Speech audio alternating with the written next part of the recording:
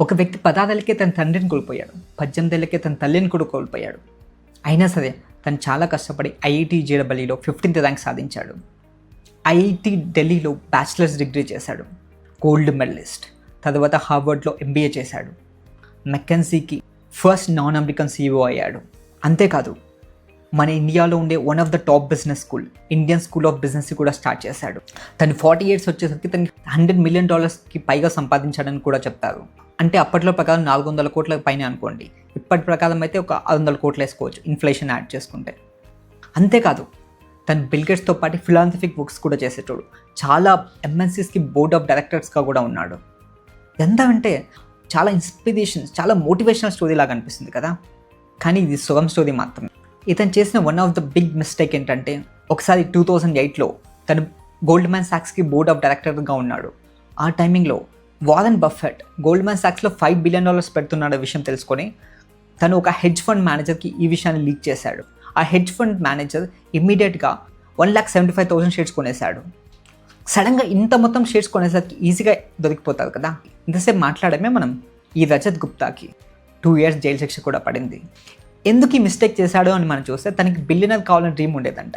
అప్పటికి తనకి 100 కోట్ల ఆస్తి ఉండేది, కానీ తనకి బిలియనర్ కావాలనే డ్రీమ్ చేత తను ఇలా దొరికిపోయాడు.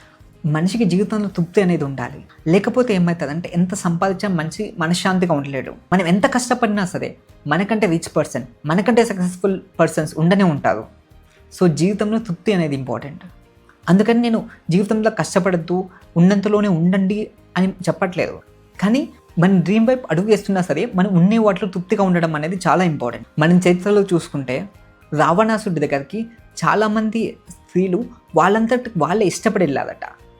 మండోదరి చాలా అందంగా ఉండేది, అయినా సరే తను సీత కావాలని చెప్పి ట్రై చేసి పతనం అయ్యాడు. అలాగనే దుర్యోధనుడు, తనకి ఆల్రెడీ రాజ్యం ఉంది, అయినా సరే పాండవుల దగ్గర నుంచి ఇంద్రప్రస్థం కూడా లాగేసుకొని పతనం అయ్యాడు. ఉన్నంతలో ఆనందంగా ఉండలేకపోతే ఎంత వచ్చినా సరే ఆనందంగా ఉండడం అనేది కష్టం. ఒక పాయింట్ తర్వాత బేసిక్ నీడ్స్ రిక్వైర్మెంట్ తర్వాత మనిషి తృప్తిగా బతకడం అనేది ఇంపార్టెంట్. ఎందుకంటే తృప్తిగా లేకపోతే మనిషికి జీవితంలో మనశ్శాంతి అనేది ఉండదు. డయాజనీస్ అనే గ్రీక్ పర్సన్ ఉండేవాడు. తన దగ్గర ఉండే ఆస్తి అంతా ఏంటంటే ఒక బెగ్గింగ్ బౌల్, ఒక భిక్షా పాత్ర ఉండేదట.